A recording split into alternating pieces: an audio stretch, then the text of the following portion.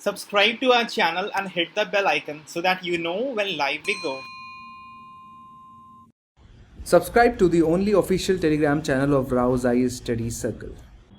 Hello everybody, we have posted a new question in our weekly mains question assignment from our DNS. The question is 15 marker, you have to answer it in 250 words. It is recommended that you do at least two things. You write it on a piece of paper as you will do in the final exam, and you keep a tab on the time that you have taken to write the answer. Please attempt this question, post your answer, get the feedback, and continue the process of learning. We are going to have a discussion on today's newspaper, The Hindu, Delhi edition, dated 25th March 2021. We shall take up articles important for civil service examination and discuss them as per the demand of the exam. The articles that we have chosen for today's discussion are there on your screen, and the time stamping for the same has been given in the description section. This is the lead article from page number 6. Tamil Nadu's distinct growth path is in peril. In the development story of any country, it's a big challenge to choose the development model, especially in the context of widening socio-economic disparity across groups, across states, across regions. The authors of the article are of the opinion that even when certain regions, certain states perform relatively better in one development dimension, in one development parameter, it does not necessarily mean that they do well in overall development. For example, the authors puts the argument that states like Kerala and Himachal Pradesh, they have performed much better in the domain of human development indicators. But this has not translated automatically, naturally into productivity of economy. And in states where there is productive dynamism, productive economy, in states like Maharashtra and Gujarat, proportional improvement in human development parameters have not happened. The HDI index for Kerala is highest in the country, followed by Himachal Pradesh. But in terms of economic indicators, for example, industrialization, both the states lag behind. There would be geographical reason for Himachal Pradesh as well, but economic productivity definitely is not commensurate to the human development indicators. Similarly, the large industrialized state like Maharashtra and Gujarat, they are not doing well on human development indicators. If you look at the ranking of states on the SDG India Index released by Niti Aayog, Kerala and Himachal Pradesh, they are on the top. Gujarat and Maharashtra, the large industrialized states, they are not the top-notch states in terms of performance in SDG index. You must have also gone through the numbers released by the 5th round of National Family Health Survey. As per the survey, Maharashtra has seen increased level of child stunting. Child mortality rate has not improved. Spousal violence has increased in Maharashtra. Gujarat has very high neonatal mortality rate, infant mortality rate, and under 5 mortality rate. And all these three parameters are the lowest in the state of Kerala. These numbers makes us think as to why there is no convergence between human development indicators and economic productivity. And that opens up the debate as to what should be the model of development that our nation must follow. Author discusses various models before they propose their own. One of the models discussed in the article is trickle-down approach. This was popularized by economist Jagdish Bhagwati. This model makes a case for growth getting translated into development. Somewhat similar opinion has been given by Economic Survey of this year. You must be aware that Economic Survey has taken this very important opinion. Economic Survey has said that both economic growth and inequality, they have similar relationship with socio-economic indicators in society. But however, economic growth has a far greater impact on poverty alleviation than inequality. Meaning, if you have lower growth in economy, then human development indicators will have low performance. And if you have high inequality in the society, then also human development indicators will have low performance. That is why both economic growth and inequality, they have similar relationship with socio-economic indicators. If you have to focus on one, you must focus on economic growth. And given the stage of development that India presently is, India must continue to focus on economic growth. With growth, you'll have employment. With employment, you'll have higher wage. With higher wage, you'll have more disposable income, leading to better education, health, and human development. And that ultimately will result again in more economic growth. This is the expectation. But however, this model of course has its own fallacies And that is why in 2014 a question was asked not in GS paper but in the optional paper of economics. It is a good idea to look at the optional papers question sometimes because similar questions on the same line may appear somehow in the GS paper as well, if the question is very simple. The question was this: specify the main factors which hindered trickle down in Indian economy. An agenda of inclusive growth is being pressed into for economic justice. So obviously trickle down effect in India has been hindered. That's why this question was asked. And you must have many numbers in your hand to justify that trickle down effect is really hindered in India. Even before the pandemic COVID-19 struck, we know that inequality was strikingly high in India. According to the Oxfam report of 2019, in India, top 1% holds 51.53% of national wealth. And after the COVID-19 pandemic struck the world, Oxfam came with a report, Inequality Virus Report. There was COVID-19 virus spreading all over the world, but Oxfam considered inequality also as a virus. According to the report, inequality has deeply increased in India and all around the world. But the rich, they were able to escape the pandemic's worst impact. In India, billionaires increased by 35%. So inequality in India is only rising.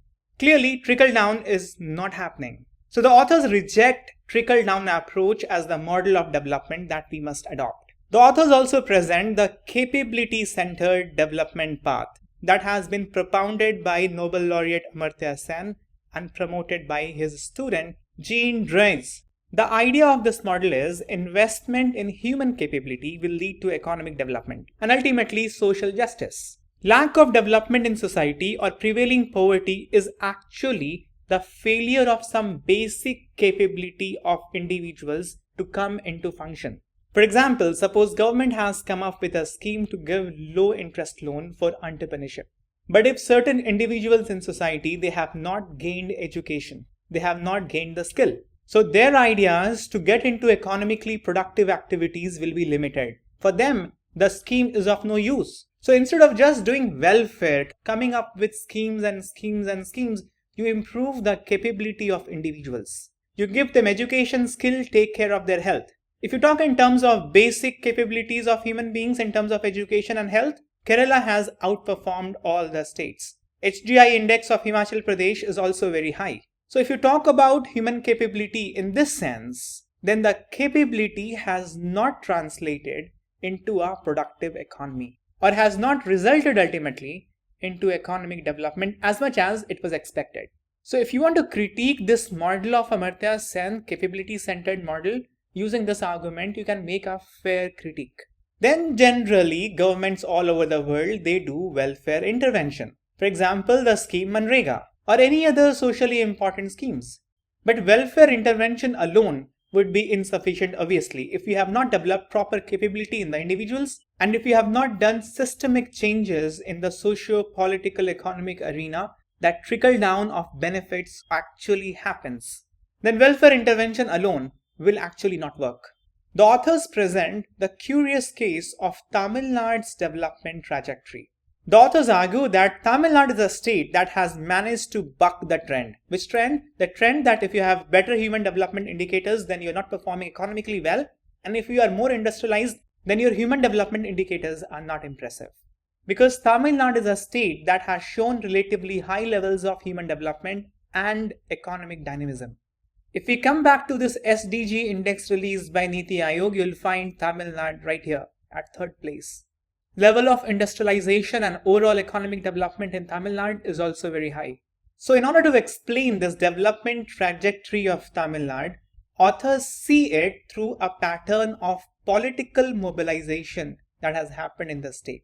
To explain things better, author divides the policy intervention in the state of Tamil Nadu into two categories: economic popular and social popular. They refer to social popular as intervention by the state to give rights to the citizens. Rights in terms of inclusive access to all kind of infrastructures and public goods. The purpose is kind of redistribution of resources. Redistribution how? Through steps like land reforms, legislation for equal property rights for women. Tamil Nadu incidentally was also the first state to come up with State Planning Commission in India. Tamil Nadu very early back in 1950s instituted a task force specially for healthcare. The author explains that the public goods have been focused well in the state of Tamil Nadu, and the policy has been bereft of elitist bias, meaning they focused first on the primary education and then gradually they shifted their focus towards higher education, contrary to the focus of some of the other states directly on university level education. You must also be aware that midday meal scheme actually began in the state of Tamil Nadu. The state of Tamil Nadu also has focused heavily on subsidies. Subsidies for transportation, tuition fee, making available the facility of hostels for lower caste students. Then in context of social popular, the state also has focused on affirmative action. So apart from investing in supportive infrastructure, the state also has used the tool of affirmative action to grant caste-based reservation. State of Tamil Nadu also gives reservation in educational institutions for rural students. Steps like these sometimes are said to be populist. The term populist is used with a negative connotation, but authors are using the word popular, social popular. This has a positive connotation. As the author says, economic popular are also the policy intervention that has helped the state. Policies under economic popular are driven by electoral imperatives, and many a times it addresses the issue of absolute poverty, subsidies on food, education, and other issues like that. Fiscal policy of the state has focused heavily on providing subsidies for health insurance, to expand the midday meal scheme, to provide maternity benefits and other initiatives. And together these economic and social popular, they have helped the state in various ways. For example, the authors put out the case that Tamil Nadu is home to a higher share of lower caste entrepreneurs compared to other industrialized states like Maharashtra or Gujarat. This obviously has happened because of long-term investment in education, focusing on primary education first and then focusing on higher education. This coupled with social popular of caste-based reservation and other affirmative action like giving reservation to students coming from rural background. Together these two has helped in building up the human capital in the lower caste and lower strata of society.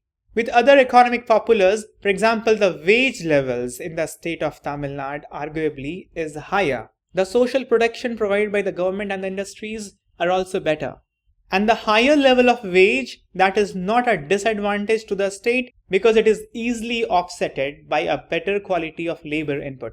The state has relatively lower level of contractualization, and the share of wages in organized manufacturing is highest in India among all the dynamically industrialized states like Maharashtra and Gujarat. Merging the economic popular and the social popular, the state also encourages better unionization in industries. The bargain power of labor force in the state is higher.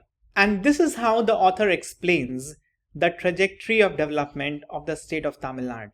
You have both of them side by side, economic popular and social popular. If you look from the previous model of development that we have seen, for example, the welfare intervention, social popular like investment in health and education will also be concurrent with capability centered development approach. But the model is at variance with the trickle down approach to allow the market to work for itself. But however, it has more than just the capability-centered development approach and the welfare intervention. Affirmative action, providing reservation and subsidies, is one of the legacy of the developmental path of the state of Tamil Nadu. But now that trajectory of development is now facing challenges. Challenges related with federal constraint on resource mobilization after the rolling out of GST. There are also challenges concerning the constraint on states to chart out an autonomous policy. And this has been said in the context of NEET, the entrance examination for the medical stream. Apart from that, there are certain changes in the development trajectory that the authors have observed. For example, higher reliance on private schools and private primary healthcare facilities. Even citizens from lower economic band, they are relying more on private sector services. Although the state has dynamic manufacturing and high-end service segment, but the quantum and quality of jobs, they are inadequate to accommodate the large number of educated youth, especially the lower caste youth in the state. And finally, affirmative action, as I have told you, is one of the legacy very important pillar of development trajectory of the state of Tamil Nadu. This now has reduced efficacy in the background of higher privatization. And hence the title of the article, Tamil Nadu's distinct growth path is in peril. There is an article on page number 1, Supreme Court flags concern over misuse of electoral bonds. Rather, Supreme Court flags grave concern over misuse of electoral bonds. And this whole issue surrounding electoral bonds we have discussed elaborately in the DNS dated 19th March 2021. In case you just want to speed yourself up with the topic, please refer to this discussion or just go through the DNS notes provided for this DNS, or just go through the PDF notes of the DNS. As and when the final judgment of Supreme Court will come on the issue, we shall do the topic again, considering the arguments put forward by the judges and the final opinion and judgment of Supreme Court on the issue. TB notifications fall due to pandemic disruptions appears on page number 10. So in 2020, there were 18.05 tuberculosis notifications, which was a fall of 24% from 2019, mainly due to disruptions caused by COVID-19 pandemic, according to India TB report released by the Health Ministry on Wednesday. So one thing which can be straight away taken from this particular paragraph is that India TB report is being released by Ministry of Health under the Government of India. And this particular article goes on to produce a lot of data on number of cases as well as the expenditure being incurred by various programs being run by the central government as far as the control of TB and prevention of TB is concerned. Now, tuberculosis is a very, very important disease. It is an important disease because it has impacted a major section of our population. And UPSC keeps on asking questions on various diseases. And this 2019 question is a question which will reveal what are the important aspects with respect to a disease which you should prepare, especially if it is an important disease like tuberculosis. For example, in 2019, UPSC asked which one of the following statements is not correct. Hepatitis B virus is transmitted much like HIV, which is obviously correct. The hepatitis B virus is transmitted through contact with blood or other bodily fluids of an infected person, and so it is much like HIV. So this statement is correct, but you have to point out the options which are not correct. Similarly, the second statement is hepatitis B, unlike C, does not have a vaccine. Now this is incorrect because hepatitis B vaccine is the mainstay of hepatitis B prevention. So this is incorrect. Then statement C was, globally the number of people infected with hepatitis B and C viruses are several times more than those infected with HIV, which is correct. And then finally, some of those infected with hepatitis B and C viruses do not show symptoms for many years, which is also correct, and which is also true for most of the viral infections because they remain dormant inside the body of person. So you can understand that you have to know not only about the disease, what causes the disease, whether it has a vaccine, what kind of prevention methods are being used. So these are the kinds of information you should talk about or prepare whenever we talk about important diseases like tuberculosis. So starting with, what is TB? So tuberculosis is an airborne communicable disease caused by bacteria Bacillus mycobacterium tuberculosis. So two things from the single statement. First is that it is communicable, which means that human to human transmission is possible, and that is the way it progresses, and it is airborne, and also it is being caused by a bacteria, not a virus, not a fungi, not a protozoa, but a bacteria. And typically they grow in body where oxygen and blood are in high amount. So all those organs which have high oxygen supply and blood. So can you think of that organ? So you guessed it right. Lung is that organ where blood and oxygen are in plenty. And so most of the cases of TB are lung TB or pulmonary TB. 80% of the cases of TB are pulmonary in nature. But that doesn't mean that TB infects only lungs. 20% of the cases involve brain TB, uterus TB, stomach TB, mouth TB, kidneys, and even bones. And so these are called extrapulmonary. Pulmonary means infecting the lungs. Extrapulmonary means all other infecting organs other than the lungs. So UPSC can play around with these organs, and since we know that whenever a person has TB, that person coughs, and so we have this notion that TB is only limited to lung, but that is not true. So as far as the mode of transmission is concerned, it is airborne through coughing, sneezing, or spitting. And so in many countries, people are not allowed to walk outside their homes or they're quarantined if they are found to be TB positive. And so the question arises, which are high risk groups? And so since it is an infectious disease, all those people who have weak immunity or the people with compromised immunity, like those infected with HIV, all those who are malnutrition, have diabetes or smoke and high level of alcohol consumption, all these people have a high risk of developing TB. Now the question arises that TB is a dangerous disease, and so is there a way to prevent it? Which means, is there a vaccine? And so yes, there is a vaccine for children which is called BCG. But this vaccine is able to prevent the occurrence of TB only in children, but not in adults, and so currently no effective vaccine is available for adults. So this is a very, very important point over here. So you can say that keeping immunity intact is the only way to prevent TB up to some level, but there is no vaccine available as far as adults are concerned. But what about diagnosis? How do we know that a person has contracted TB? And so there are two commonly available methods. First is the widely followed diagnosis method, which is spectrum smear microscopy, which studies phenotype or the type of the bacteria or the pathogen from the sputum sample of the infected patient. So by looking at the bacteria present in the sputum of a person, the doctors are able to tell whether it is Bacillus mycobacterium tuberculosis or not.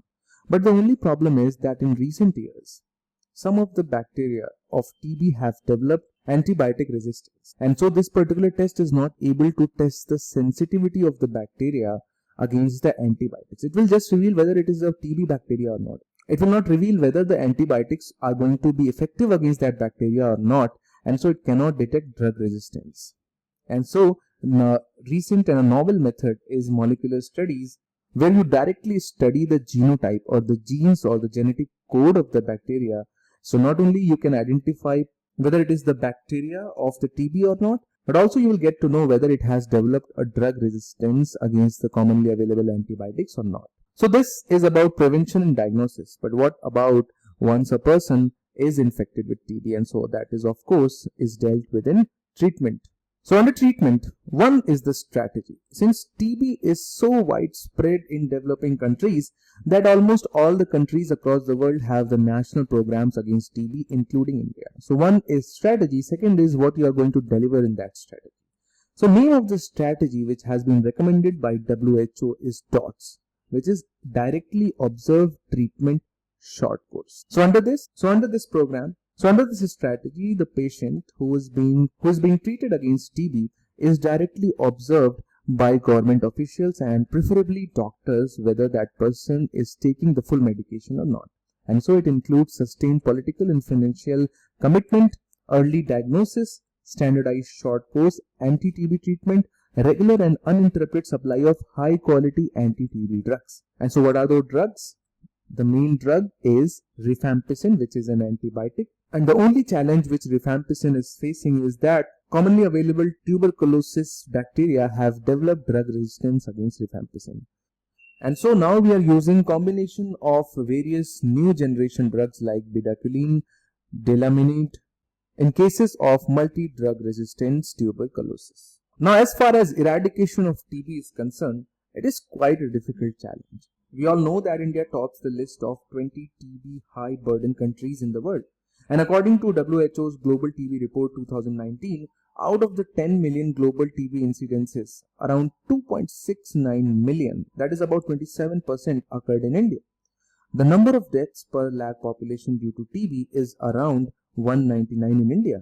So which calls for proper eradication of TB just like leprosy. And so we have National TB Control Program since 1962, which did not perform up to mark, and so that is why we have revised National TB Control Plan or Program or RNTCP, which was adopted in 1997 after WHO declared TB as a global epidemic in 1993. And so the focus of RNTCP has been early diagnosis and treatment in accordance with DOTS strategy. Under RNTCP, about 4 lakh DOTS centers have been established so far. But also, in 2017, Government of India launched National Strategic Plan for TB Elimination 2017 to 2025. And it has 4 strategic pillars: detect, treat, prevent and build. The aim of this plan is of course to eliminate TB by 2025. That is, within the span of 4 years, the government has planned to eliminate TB. Now of course, due to COVID-19, this plan must have been derailed, but it also has specific targets. Now these targets are on the standards of 2015 data. So as compared to 2015, we are going to achieve 80% reduction in TB incidence, 90% reduction in TB mortality, and 0% patient having catastrophic expenditure due to TB. Now this task looks difficult. Now what is the reason behind that? What are the special challenges which India... And so to start with, India already has a high base. That is, the incidence rate in India is very high. India contributes around 27% of the global TB incidences. On top of that, the performance of India as far as TB elimination is concerned has been very, very poor. India has observed just a marginal decrease in overall TB incidences throughout the years. Then a lot of problem in India is due to the delays in diagnosis of a disease. According to estimates, the average time between infection and reporting for cases is around 4.1 months. And you should remember that early diagnosis is key for TB elimination. And therefore, a novel creation or invention, CTB, which is a battery-operated device that allows quick identification of the TB bacteria, will go a long way in improving this. And it is so small in size that it can easily reach our villages and small towns. Then also, which the news also talks about, is the low level of notification. Out of 2.69 million cases, only 2.15 million were reported, leaving a gap of around 500,000 unreported cases. And this is mainly because people don't go out for the fear of being tabooed or being stereotyped. They do not report their cases. And so that is the problem. They go to the private sector, which does not produces the full data to the government. And then finally, one of the biggest factor in case of India is the economic burden which TB causes. The monetary value of financial loss linked to TB mortality is estimated to be around $32 billion per year in India, because once a person is infected with TB, she cannot work. She cannot work. At the same time, she is going through high medication and they require very high nutrition food. And so that is why it takes the whole lower middle class back into the poverty. Besides, the new generation drugs including bedaquiline and dilamide are prohibitively expensive. And so if a person contracts multi-drug resistant bacteria, a bacteria against which the normal antibiotics do not work, then the cost is so high that most people in India cannot afford that. And so these challenges have to be addressed if we truly want to eliminate tuberculosis from India. So this next article appears on page number 13 and talks about Myanmar. Now under GS paper 2 international relation, the bilateral relation of India with its neighbor is very, very important, and Myanmar is a significant neighbor of India. And so we'll go through this discussion which talks about the relationship with India shares with Myanmar. Now we all know that from the perspective of international relations in GS2, the relation or the bilateral relation of India with its neighbors are very, very important. And Myanmar being one of the very important neighbors, although not very significant and active player in India's foreign policy, but nonetheless is important. It's important because of two reasons, or it's important mainly because of two reasons. First is that Myanmar, which in the map is located towards the eastern side of India's northeast, is the link to the ASEAN countries. ASEAN, which is the future of the global economy. We want to connect to ASEAN, and for that, for the land connectivity, Myanmar is the only option for us. We know that Myanmar itself is a member of ASEAN. It's an ASEAN nation. It's also a member of BIMSTEC. And so you can say that Myanmar is the common link between the South Asian countries and Southeast Asian countries. The second important reason why Myanmar is so significant is because of our northeast. We know that through land borders, we connect to the northeast via Chicken's Neck. It's not only very narrow, but it is also very vulnerable because of the Chinese threats. And so we always want to create multiple ways to reach to our northeast. And one of the ways is, of course, Bangladesh, and another way is through Myanmar. Reaching Myanmar through Bay of Bengal and then taking the land or the river route into our northeast. Not only that, people settled along the borders of India and Myanmar share common cultural links. And so, if we can somehow connect both sides of the people through economy, it will lead to a multiplier effect in the northeast. And so that is why Myanmar is very, very important. So the recent visit of Foreign Secretary and Chief of Army Staff to Myanmar reflects India's commitment to this particular country. And so it is important for us to discuss what policy has India adopted towards Myanmar in the recent past. And so India's policy towards Myanmar is first and foremost characterized by non-interference in Myanmar's internal matters. Myanmar has been making news since last 20 to 30 years because of the dictatorship of the army there. Although India has supported democratization of Myanmar since 1990s, but India always wants that change to come from inside, driven from within the country. Now this has allowed Delhi to engage with the military of Myanmar as well as whichever party backed by the military is in power there. And so this particular visit would be viewed as India's support for Myanmar's efforts in strengthening the democratization.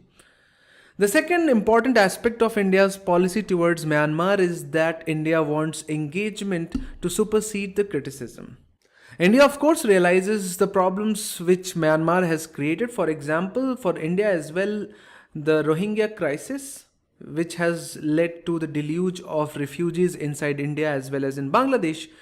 But instead of criticism, India relies more on engagement with Myanmar to somehow resolve this problem so that the repatriation of these Rohingya refugees can be carried on. But other countries have resorted to criticism, but India has chosen engagement.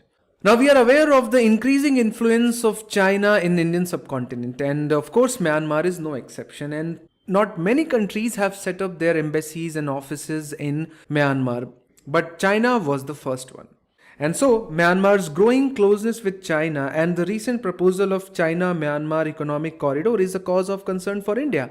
And so, India wants to counter the increasing Chinese influence in Myanmar through increasing engagement.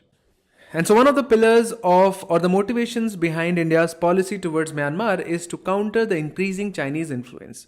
Of course, there are some problems with respect to the implementations of the projects on ground on which we are outpaced by China always, but India has tried to manage that. Then India has based its engagement with Myanmar on strategic infrastructural development, be it the proposal to build a petroleum refinery in Myanmar that would involve an investment of around $6 billion, or the commitment to operationalize crucial Sitwe port in Myanmar's Rakhine state, or be it India-Myanmar-Thailand trilateral highway as well as Kaladan multimodal transport project. So all these are India's commitment towards infrastructural development in Myanmar. Of course, some of them are for the India's own benefit. For example, the Kaladan multimodal project, which will be a connectivity project which will involve, of course, Sitwe port development and then utilization of Kaladan river going up to Paletwa, and then finally taking the highway to the Mizoram border. So that way we are trying to reach Mizoram by taking help of Myanmar, and of course Myanmar is supporting us in that. And then the issue of border management confronts both these nations. There are insurgent movements going on which are troublemakers for both India as well as Myanmar, and hence there is a lot of scope in border security and development cooperation. So when we talk about India and Myanmar, it is important for us to keep in mind the importance of Myanmar as far as India's views are concerned and what policy India has adopted for Myanmar. Let us now move on to the next news.